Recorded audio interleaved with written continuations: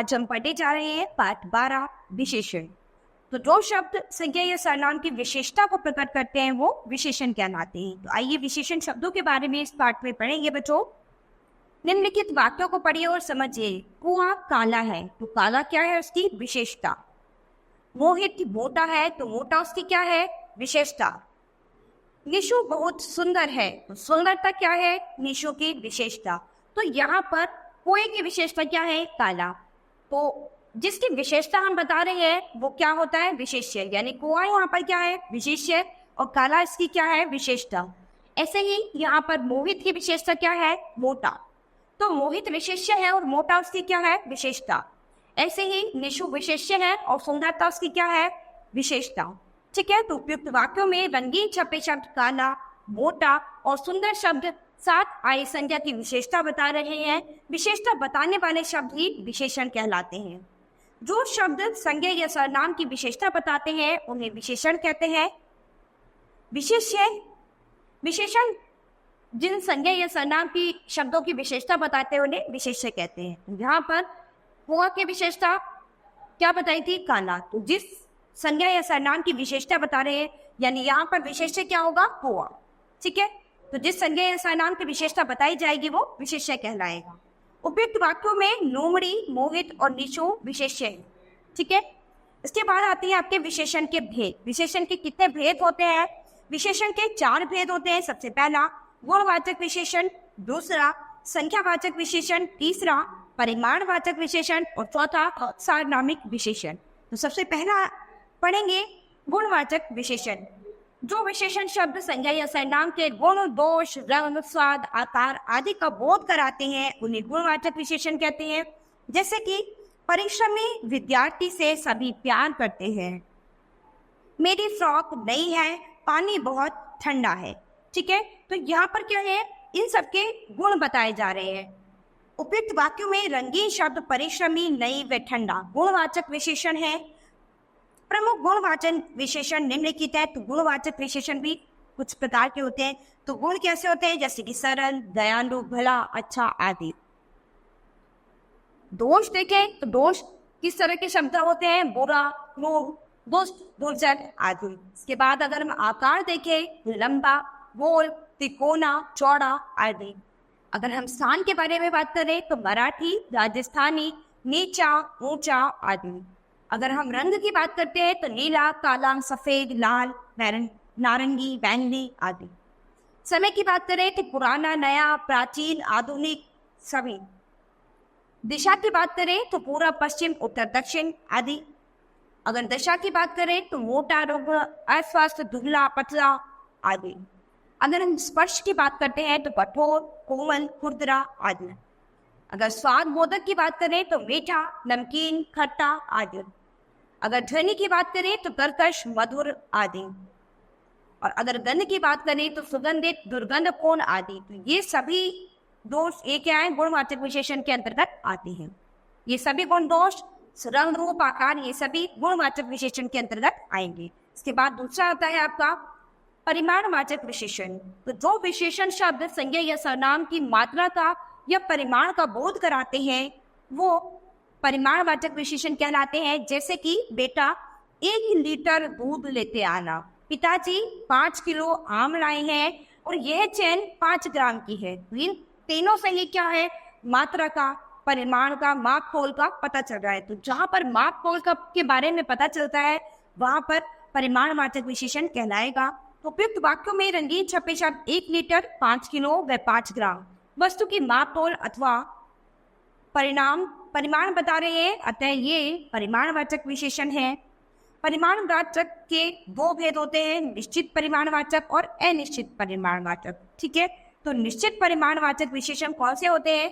जिन विशेषणों से संज्ञा या सर्वनाम शब्दों की निश्चित मात्रा या परिमाण का बोध हो उसे निश्चित परिमाणवाचक विशेषण कहते हैं। जैसे कि 5 किलो चावल, 4 मीटर कपड़ा, 1 तोला है। यहाँ पर क्या है हमें निश्चित मात्रा का पता चल रहा है। तो जहां पर हमें किसी चीज की निश्चित मात्रा के बारे में पता चलेगा वहां पर निश्चित परिमाणवाचक विशेषण कहलाएगा। इसके बाद पढ़ेंगे हम अनिश्चित परिमाणवाचक विशेषण। जिन विशेषण शब्दों से संज्ञा और सर्वनाम की मात्रा या परिमाण का निश्चित ज्ञान न हो उन्हें अनिश्चित परिमाणवाचक विशेषण कहते हैं। जैसे थोड़ा पानी, कुछ मिठाई, जरा सा दूध। तो क्या है, थोड़े पानी से हमें नहीं पता कितना थोड़ा है ना, तो यहाँ पर मात्रा क्या है, निश्चित नहीं है। कुछ मिठाई, तो कुछ मिठाई में कितनी आएंगी, 1 पीस, 2 पीस, 4 पीस, नहीं पता। कुछ में तो कितने भी आ सकती है ना, कोई क्वांटिटी नहीं है। तो यहाँ पर हमारे पास मात्रा निश्चित नहीं है। तो जहाँ पर हमारे पास माप तोल की किसी चीज की मात्रा निश्चित नहीं होगी, वहां पर अनिश्चित वाचक परिमाणवाचक विशेषण कहलाएगा। इसके बाद हम पढ़ेंगे तीसरा, संख्यावाचक विशेषण। जिन विशेषण शब्दों से संज्ञा या सर्वनाम की संख्या का बोध होता है उन्हें संख्यावाचक विशेषण कहते हैं। जैसे कि पौधे पर 3 फूल खिले हैं, ठीक है, तो यहाँ पर हमें संज्ञा का पता है कि कितने फूल खिले, 3 फूल खिले हैं। कुछ छात्र खेल रहे हैं, लेकिन हमें छात्रों का नहीं पता कुछ छात्र, कितने छात्र खेल रहे हैं। उसके पास 7 आम है, तो 7 आम, आप संख्या गिन सकते हो कि उसके पास 7 आम है, ठीक है। उपयुक्त वाक्यों में 3, कुछ व 7 शब्द जो है संख्यावाचक है। संख्यावाचक के भी भेद होते हैं, संख्यावाचक के भी 2 भेद होते हैं, निश्चित संख्यावाचक और दूसरा अनिश्चित संख्यावाचक। निश्चित संख्यावाचक विशेषण जिन विशेषणों से संज्ञा या सर्वनाम की निश्चित संख्या का बोध होता है उन्हें निश्चित संख्यावाचक विशेषण कहते हैं। जैसे 8, 7, प्रत्येक, दोनों, चौगुना, दुगुना आदि।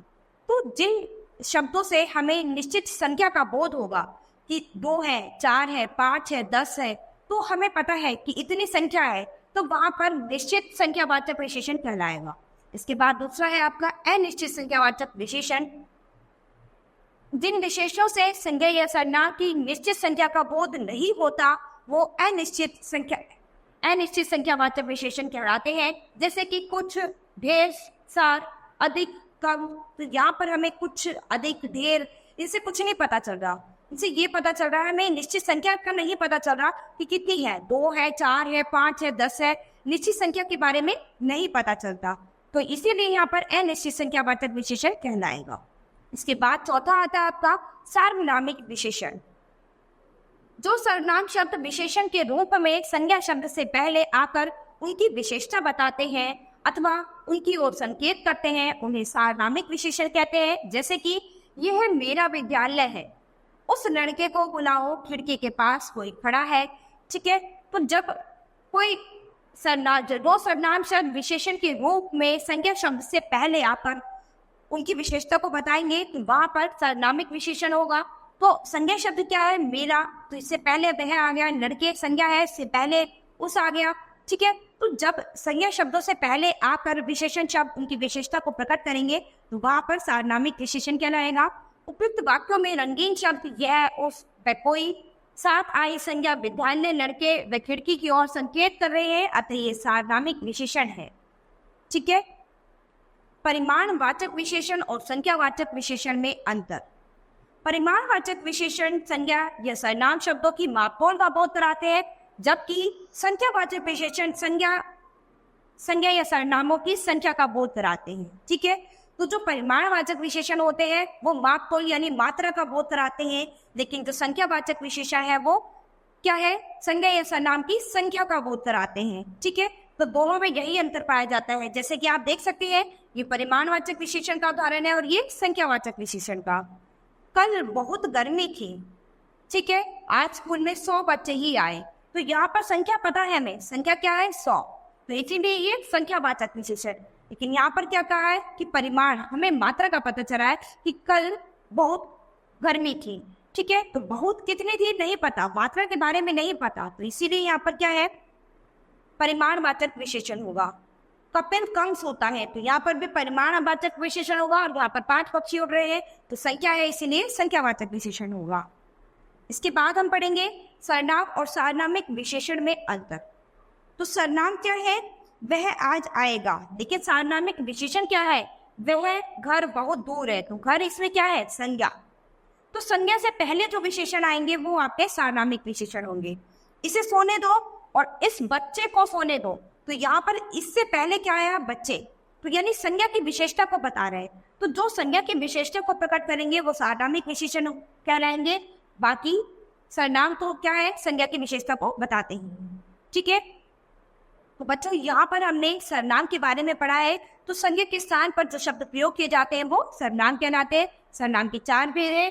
तो चारों भेदों के बारे में हमने इस पाठ में अच्छे से पढ़ लिया। आप अभ्यास में इन्हें फिर से पढ़ेंगे और कुछ वाक्य इनसे मिलते जुलते आप बनाएंगे, जिससे आपको सर्वनाम शब्दों का अच्छे से ज्ञान हो जाएगा। तो बच्चों आज ही हमारा पाठ नहीं खत्म होता है। अब हम अपनी नई क्लास में मिलेंगे अपने नए पाठ के साथ। धन्यवाद।